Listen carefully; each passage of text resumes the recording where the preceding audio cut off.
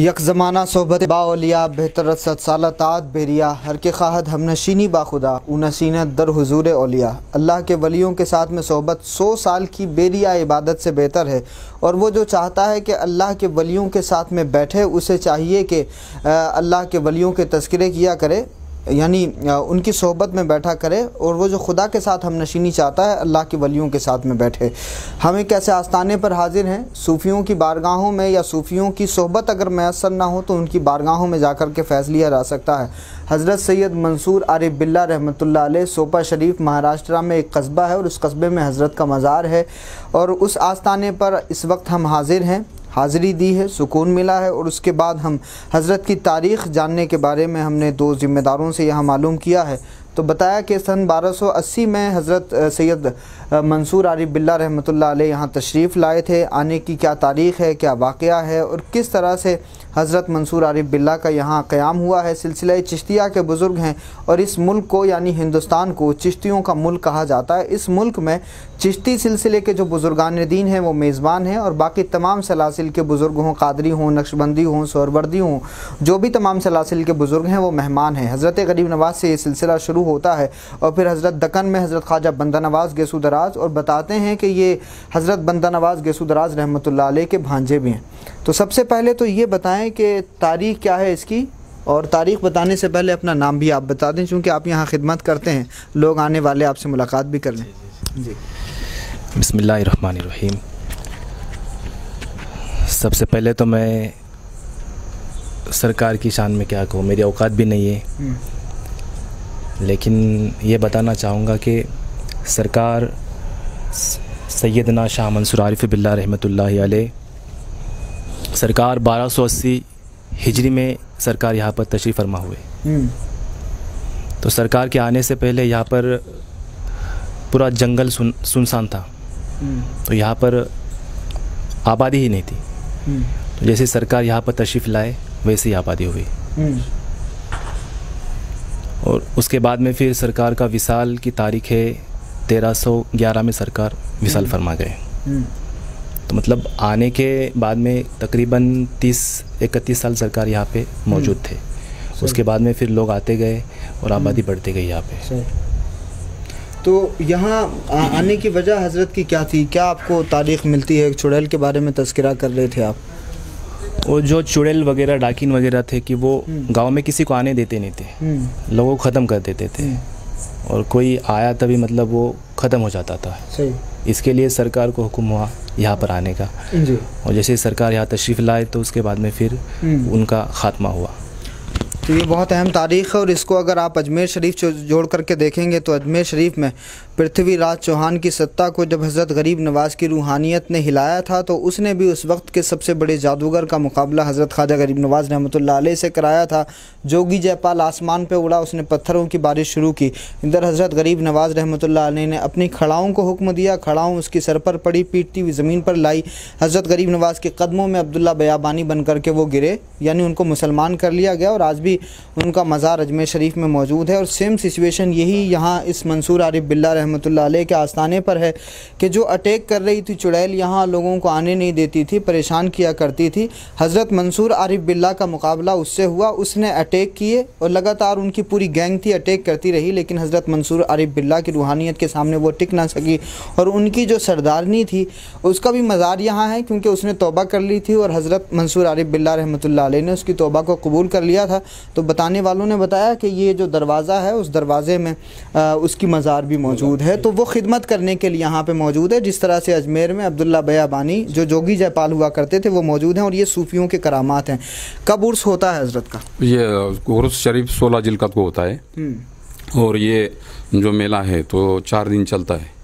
तो पहले दिन जो संदल बोला जाता है, जिसको सुबह 9 के और 10 के इसमें गाँव वाले सब हिंदू मुस्लिम सब यहाँ पे आकर जो पानी डालने का जो गुस्ल रहता है वो यहाँ पे नज़दीक ख्वाजा साहब के मतलब जगह के अंदर जो कुआं है वहाँ से सब लोग पानी लाते। उसके बाद यहाँ पे गुस्ल होता है, और शाम में 9 के बाद यहाँ पे संदल निकलता है। दूसरे दिन सभी हिंदू मुस्लिम गांव वाले बाहर वाले लोग आकर जो चिराग जलाकर अपनी जो मन्नत है वो पूरी करते। तीसरे दिन शाम को कव्वाली का प्रोग्राम होता है। और चौथा दिन जो रहता है मुख्तसर, जहाँ पे वेज पुलाव बोल के बाबा के सदियों से चलते आ रहेला वो लंगर बनता है। वो लंगर करीबन 15 यानी क्विंटल यानी 35-30 हज़ार के लोगों के हिसाब से होता है। और वो सभी लोग उसको तबरुक बोल के खाते हैं। और उसके बाद जो भी मुख्तसर मौलाना आकर किताब होता है और सभी लोगों के साथ में अच्छी तरीके से उर्स यहाँ का होता है। चिश्तियों के यहाँ कव्वाली ग़िज़ा है तो कव्वाली भी होती है, बयान भी होता है, कुरान ख़वानी भी होती है, संदल भी होता है। तो खानकाहों में जो रसूमात अपनाई जाती हैं वो खानकाहों में इस खानकाह में भी होती हैं। ख़ास तौर से वेज पुलाव का तज़किरा किया यहाँ पर और इस पर तवज्जो देने की ज़रूरत है। सूफिया भी ये जानते थे कि मेरे मज़हब में क्या जायज़ है और क्या नाजायज़ है, लेकिन दूसरे की ख्वाहिश के लिए या दूसरे के जज्बात के लिए अपनी ख्वाहिश को कुर्बान कर देना ये सूफिया किराम का तरीक़ा रहा। और जब ये अपनी ख्वाहिश को दूसरे के जज्बात के एहतराम के लिए कुर्बान कर देते थे तो पूरी सोसाइटी फतह कर लेते थे, पूरे समाज को जीत लिया करते थे। 1280 में हज़रत मंसूर आरिफ बिल्ला यहाँ आए थे और आज तक लोग इनकी बारगाह का वेज पुलाव खाते हैं। तो इसकी बुनियादी वजह यह है कि इन पर भरोसा है कि इनकी खानकाह का जो लंगर है या इनकी खानकाह का जो खाना है वो किसी को नुकसान नहीं पहुँचा सकता। वो हर खाने वाले को शिफा तो दे सकता है लेकिन किसी को तकलीफ़ नहीं हो सकती। इसलिए डॉक्टर्स मना करते हैं चावल खाने को, लेकिन यहाँ का वेज पुलाव बीमार खा करके शिफा पाते हैं। और अल्लाह ने इन वलियों की सोहबत से, अल्लाह ने इन वलियों के नामों में वो बरकतें रखी हैं कि इनकी बारगाह में बंदा आता है तो अल्लाह रब्बुल इज़्ज़त इनकी बारगाह के वसीले से उनकी तमाम परेशानियों को दूर करता है, तकलीफ़ों को दूर करता है। बुज़ुर्गों से हकीकत, शरीयत, मारिफत सीखना चाहिए और साथ ही ये भी सीखना चाहिए कि जहाँ बुज़ुर्गों ने रात भर अल्लाह का ज़िक्र किया, क़यामुल लैल किया, रुकू व सुजूद किए, तो वहीं दिन में मखलूक़ खुदा की खिदमत भी की। टीके वाला, पगड़ी वाला, टोपी वाला, टाई वाला, बुरक़े, साड़ी, ये सब एक जगह जमा होते हैं जहाँ ये खानकाहों का आंगन होता है। आज भी इस नफ़रत के माहौल में एक आंगन, एक आस्ताना जो सब के लिए खुला हुआ है, love for all, respect to all और सर्विस टू ऑल का कॉन्सेप्ट अगर कहीं आपको मिल सकता है इस 21वीं सदी में 2020 के भारत में तो ये हज़रत मंसूर आरिफ बिल्ला रहमतुल्लाह अलैह का आस्ताना है। जी कुछ कहना चाह रहे हैं?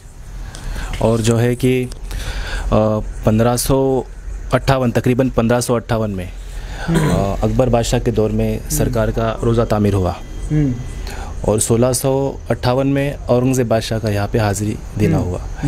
और उसी सदी में छत्रपति शिवाजी महाराज भी यहाँ पर हाज़िरी देकर गए। तो यहाँ पर हिंदू मुस्लिम सारे कौम के लोग आते हैं। और सबसे बड़ी बात तो हमारे पीर मुर्शिद मौलाना इकबाल साहब अशरफी साहब वो कहते थे कि मैं जो भी हूँ इस सरकार की निस्बत से हो, मतलब जो भी हूँ मैं सरकार की निस्बत से हो। तो सरकार की बारगाह में हमारे हज़रत जो है हर साल उर्स में बयान करते थे। तो सरकार की बारगाह में हर साल हाज़िरी बिला नागा देते थे। तो यही है जी, छत्रपति शिवाजी महाराज भी आ रहे हैं, औरंगज़ेब भी आ रहे हैं और अपने वक्त का अकबर के दौर में इस पूरे मज़ार की तामीर हुई। तो ये बादशाह हो, गदा हो, मोहताज हो, आका हो, अमीर हो, गरीब हो, किसान हो, मज़दूर हो, किसी भी तबके का इंसान हो, अगर वो कहीं जाकर के झुकता है या कहीं जाकर के अपनी अक़ीदतों का नजराना पेश करता है तो वह औलिया अल्लाह की बारगाहें हैं। हमारी खुशनसीबी है और आप देखने वालों की भी खुशकिस्मती है कि आप सूफ़ियों के आस्थानों से, उनकी दरगाहों से मोहब्बत करते हैं और इन तज़किरों को सुनते हैं और आगे बढ़ाते हैं। और यकीनन इसी मिशन का हम लोग हिस्सा हैं कि मोहब्बत के इस माहौल को हम आगे बढ़ाएंगे ताकि नफ़रत को हरा सकें। सूफ़ियों के इस बनाए हुए मिशन को आगे बढ़ाएंगे। हमारे साथ हाफिज़ इरफान अशरफी साहब ऑल इंडिया उलमा मशाइख बोर्ड पुणे के सदर हैं, हाफिज़ इमरान अशरफी साहब हैं, हाफिज़ इरफान अशरफी साहब के वालिद साहब हमारे साथ हैं, महफूज़ ख़ान साहब मुन्ना भाई हमारे साथ हैं और अशरफ भाई हैं। बाकी तमाम लोग उधर आसिफ भाई हैं, कैमरे के पीछे अल्तमश हैं। तमाम लोग जो है बोर्ड की, जो ऑल इंडिया उलमा मशाइख बोर्ड के तमाम लोग हैं वो इस वक्त हज़रत मंसूर आरिफ बिल्ला रहमतुल्लाह अलैह के आस्थाने पर हैं। हाज़िरी दी है हमने। आप भी कभी अगर महाराष्ट्र में आना हो तो ज़रूर इस आस्थाने पर हाज़िरी दीजिए और इस आस्थाने से फ़यूज़ व बरक़ात हासिल करिए। बहुत शुक्रिया। अस्सलाम वालेकुम।